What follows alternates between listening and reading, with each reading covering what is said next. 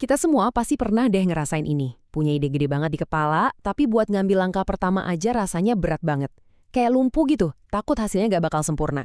Nah, ternyata ada loh sebuah pola pikir yang bisa ngebongkar ketakutan itu. Yuk, kita bedah bareng-bareng metode Baskara. Sebuah cara pandang buat mulai berkarya yang terinspirasi dari musisi Baskara Putra. Oke, jadi perjalanan kita hari ini bakal ngelewatin 5 tahap.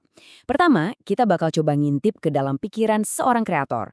Terus kita kenalan sama yang namanya jebakan kesempurnaan.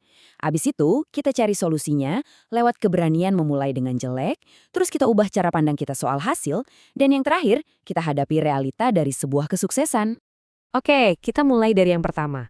Sebenarnya, sebuah karya itu lahir dari mana sih? Coba yuk kita intip, apa sih yang terjadi di dalam kepala seorang kreator? Nah, Baskara ngegambarin kepalanya itu bukan kayak ruangan yang sepi dan tenang, tapi justru kayak sebuah forum yang super rame. Coba deh bayangin, ada belasan suara yang beda-beda di dalam sana, masing-masing punya pendapatnya sendiri, argumennya sendiri. Mereka semua debat dulu sebelum akhirnya ada satu ide yang kepilih buat dijalanin. Jadi, proses kreatifnya itu bukan monolog dari satu pemikiran jenius yang turun dari langit gitu aja. Bukan. Justru itu adalah sebuah dialog yang kadang kacau, dinamis, dan jalan terus. Nah, ini juga yang ngejelasin kenapa karya dia di Hindia bisa kerasa beda banget sama karyanya di Feast. Ya karena masing-masing lahir dari suara atau karakter yang beda di dalam forum pikirannya itu. Nah, masalahnya, forum yang ramai di kepala kita itu seringkali malah bikin kita macet total. Dan biasanya, biang keladinya cuma satu. Kita nungguin ide yang sempurna. Dan ini nih, pertanyaan yang kayaknya ngehantuin kita semua kan? Kita nunda buat nulis kalimat pertama, nunda buat ngerekam nada pertama, atau sekedar bikin sketsa pertama, karena kita terus-terusan bilang ke diri sendiri, ah nanti aja deh kalau idenya udah matang, atau tunggu sampai gue bener-bener siap. Dan disinilah tamparan kerasnya. Kata-kata Baskara ini ngebongkar betapa nggak logisnya pemikiran kita. Ngejar kesempurnaan sebelum mulai, itu ibaratnya kayak mau menang lomba lari, tapi nggak mau gerak dari garis start. Ya mustahil kan? Kita nggak akan pernah tahu apa itu sempurna tanpa pernah nyoba, dan mungkin gagal dulu. Jadi, gimana caranya keluar dari jebakan ini? Jawabannya ada di inti metode Baskara.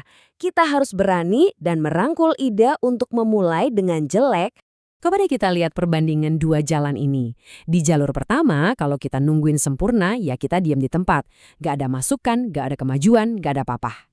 Nah, di jalur kedua, dengan memulai apa adanya, memulai dengan jelek, kita mungkin bakal kesandung. Tapi kita dapat masukan, kita punya ruang buat memperbaiki, dan yang paling penting, kita udah beneran mulai. Ada satu pemikiran yang menarik banget di sini, memulai dengan jelek itu justru bisa lebih baik daripada memulai dengan sempurna. Loh, kok bisa?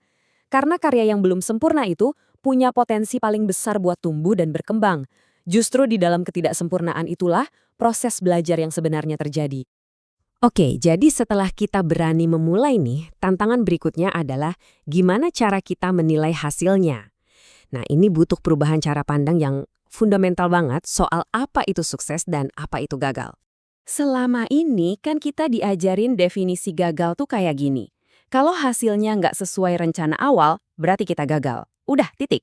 Pola pikir kayak gini tuh kaku banget dan bikin kita jadi takut buat ngambil resiko. Disinilah perspektif barunya muncul. Sebuah pengingat dari timnya Baskara.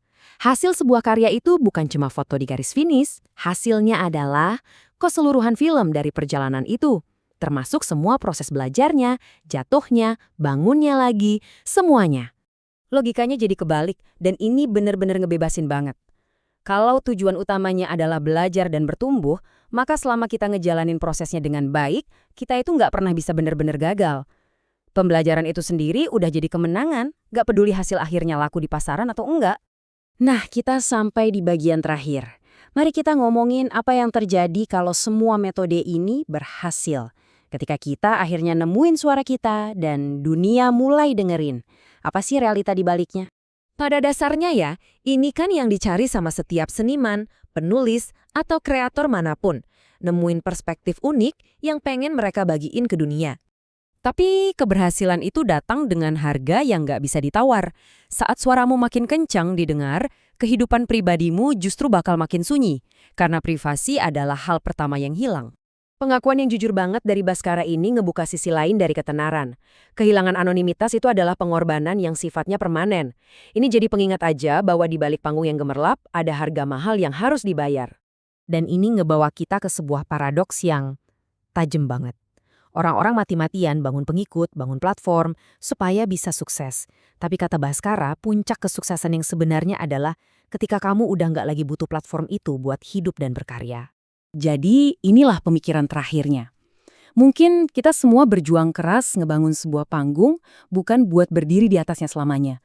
Mungkin hadiah utamanya justru adalah kemewahan dan kebebasan buat bisa turun dari panggung itu kapanpun kita mau. Sebuah pertanyaan buat kita renungkan bareng-bareng.